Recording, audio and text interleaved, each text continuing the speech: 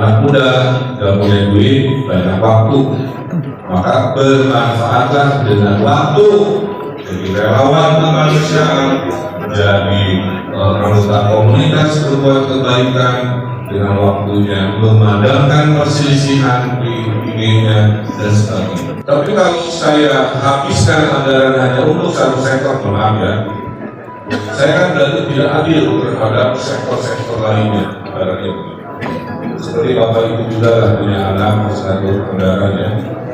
Jadi kita akan terus perjuangkan atau kita cari cara kreatif. Karena Kota Bekasi ini kaya raya, ada namanya hibah Pak Wali dari kota ke provinsi.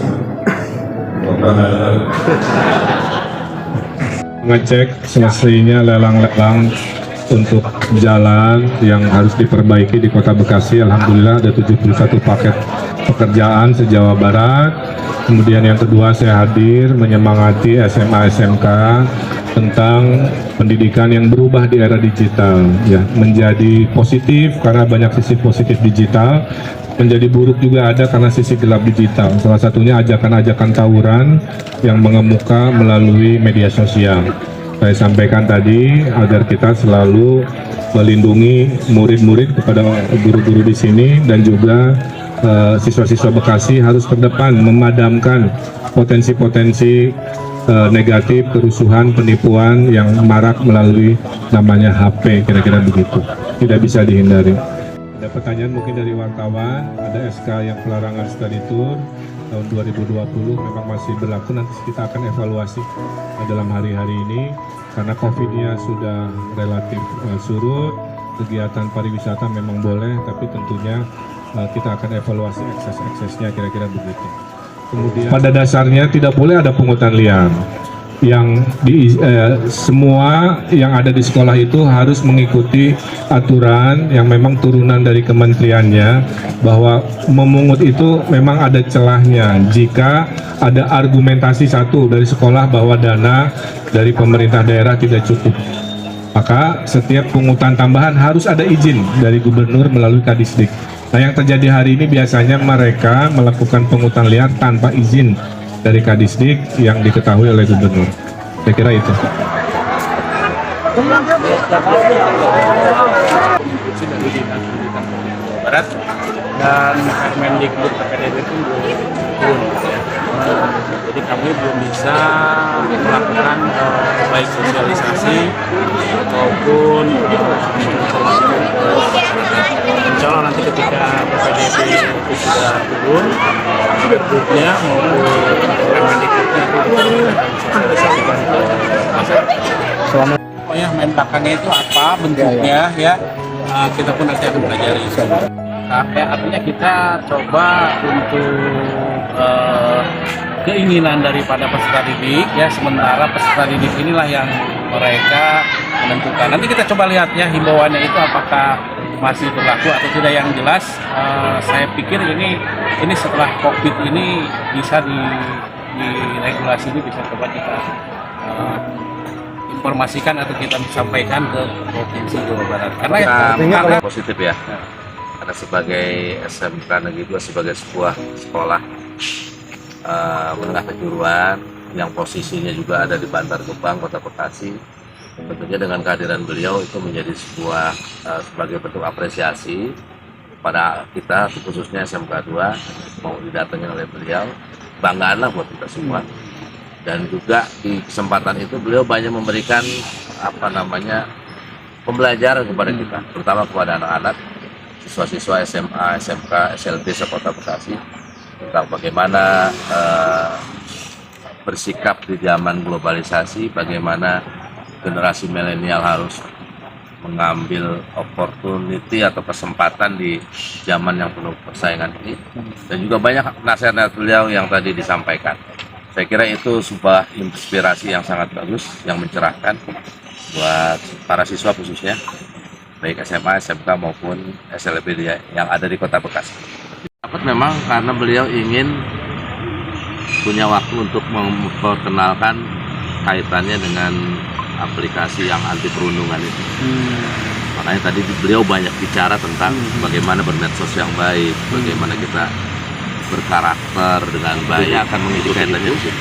Dan mudah-mudahan SMK 2 sendiri untuk aplikasi tersebut bisa kita terapkan baik di siswa, di orang tua, termasuk juga guru. Kan bisa aja guru juga dirundung kan gitu. Ya, jadi aplikasi itu berlaku untuk semua se-Jawa Barat.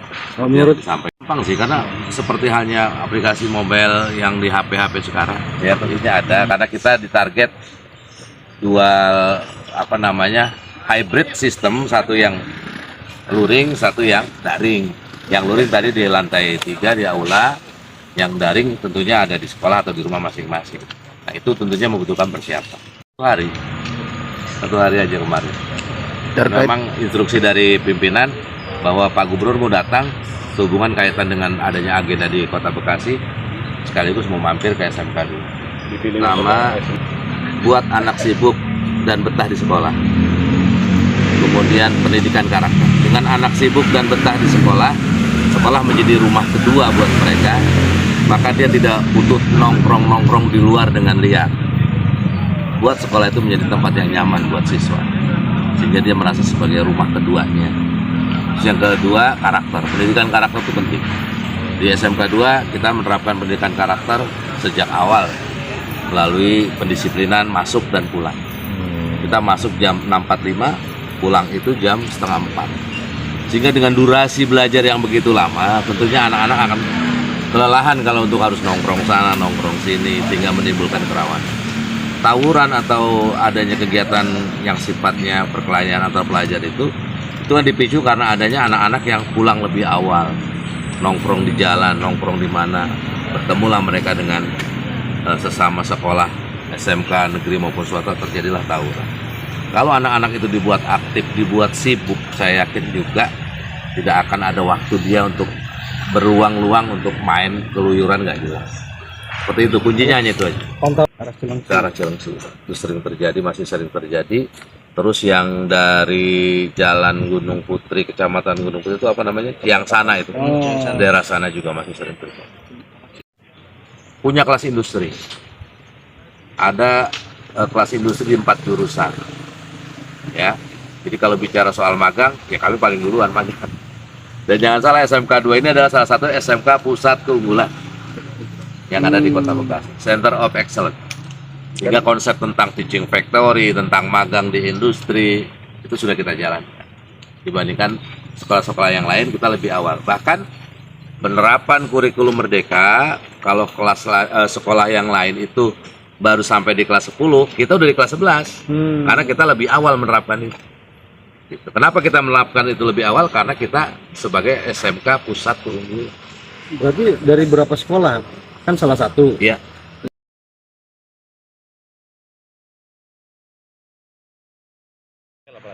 Keunggulan apa jurusannya? Ke industri, kemudian rekayasa perangkat lunak, ada akuntansi, kemudian teknik komputer jaringan, ada teknik sepeda motor, dan ada satu lagi yang terakhir jurusan teknik energi terbarukan. Jadi ada 6 total. Teknik energi terbarukan. Teknik energi terbarukan. Renewable energy.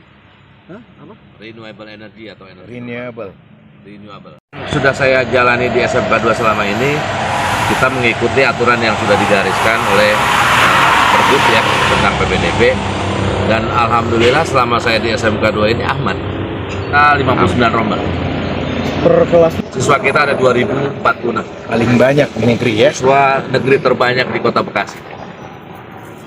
Mana anak yang punya potensi untuk melanjutkan, mana anak yang mau kerja, mana anak yang mau berwirausaha. Itu kita sesuaikan pendidikannya ke passion mereka masing-masing, ke minat mereka masing-masing. Ada Seperti itu. Ya, jadi kelas industri kita justru bisa berjalan itu karena industri memberikan semacam hibah atau bantuan dalam hal alat uang, bukan ya. Tapi dia membelinya alat praktek, membelinya sinkronisasi kurikulum, Kurat. kemudian kegiatan. So, saksikan terus liputan dari Derap Detik.